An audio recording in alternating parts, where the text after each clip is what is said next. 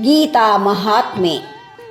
ಆ ಬ್ರಹ್ಮ ಭುವನ ಲೋಕಾಃ ಪುನರಾವರ್ತಿನೋರ್ಜುನ ಮಾಮುಪೇತ್ಯ ತು ಕೌಂತೇಯ ಪುನರ್ಜನ್ಮನ ವಿದ್ಯತೆ. ಹೇ ಅರ್ಜುನ, ಬ್ರಹ್ಮಲೋಕಾದಿಯಾಗಿ ಎಲ್ಲ ಲೋಕಗಳು ಪುನರಾವೃತ್ತಿಯುಳ್ಳಂಥವುಗಳು. ನನ್ನನ್ನು ಸೇರಿದವರಿಗೆ ಮಾತ್ರ ಪುನರ್ಜನ್ಮವಿಲ್ಲ. ಆದಿ ಇದ್ದರೆ ಅಂತ್ಯ ಇರಲೇಬೇಕು. ಹುಟ್ಟು ಇದೆ ಎಂದ ಮೇಲೆ ಸಾವು ಇರಲೇಬೇಕು. ಯಾವುದಕ್ಕೆ ಆದಿ ಇಲ್ಲ ಅದಕ್ಕೆ ಅಂತ್ಯವೂ ಇಲ್ಲ. ಬದಲಾವಣೆ ಯುಗಧರ್ಮ. ಹೊಸತು ಬೇಕೆಂದರೆ ಹಳೆಯದು ನಾಶವಾಗಬೇಕು.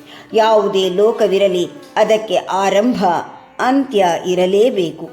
ಈ ಭೂಮಿಯ ಅಧ್ಯಯನ ನಡೆಸಿದರೆ ಸಾಕಷ್ಟು ವಿಸ್ಮಯಗಳು ಹೊರಬರಲು ಸಾಧ್ಯ. ಒಂದೆಡೆ ಭೂಮಿ ನೀರಿನಲ್ಲಿ ಮುಳುಗಿ ಒಂದು ಪ್ರದೇಶ ಅಂತ್ಯ ಕಂಡರೆ ನದಿಯ ಪಾತ್ರ ಬತ್ತಿ ಹೊಸ ಪ್ರದೇಶದ ಉದಯವಾಗುತ್ತದೆ.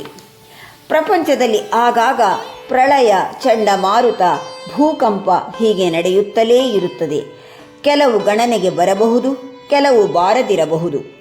ಮನುಷ್ಯ ವಾಸಿಸುವ ಸ್ಥಳದಲ್ಲಿ ನಡೆದಾಗ ಗಣನೆಗೆ ಬರಬಹುದು. ಆದರೆ ಪ್ರಪಂಚ ಇಷ್ಟೇ ಎಂದು ಹೇಳಲು ಅಸಾಧ್ಯ.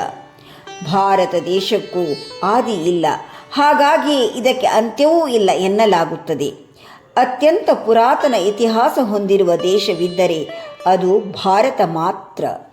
ಪ್ರಪಂಚದಲ್ಲಿ ಅದೆಷ್ಟೋ ನಾಗರಿಕತೆಗಳು ಹಾಗೂ ಸಂಸ್ಕೃತಿಗಳು ನಾಶವಾಗಿವೆ ಮತ್ತು ನಾಶವಾಗುತ್ತಲೇ ಇವೆ.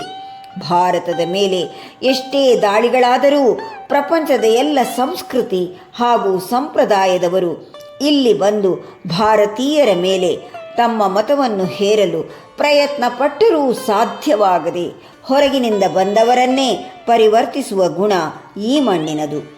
ತಾತ್ಕಾಲಿಕವಾಗಿ ಕೆಲವು ಮತಗಳು ಮೇಲುಗೈ ಪಡೆದರೂ ಕ್ರಮೇಣ ನಶಿಸಿ ಈ ಮಣ್ಣಿನಲ್ಲಿ ಮಣ್ಣಾಗಿವೆ.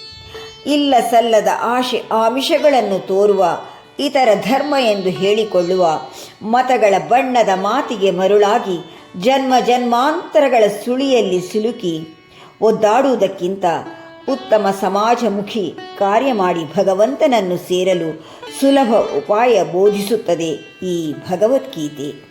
ಹರಿ ಓಂ.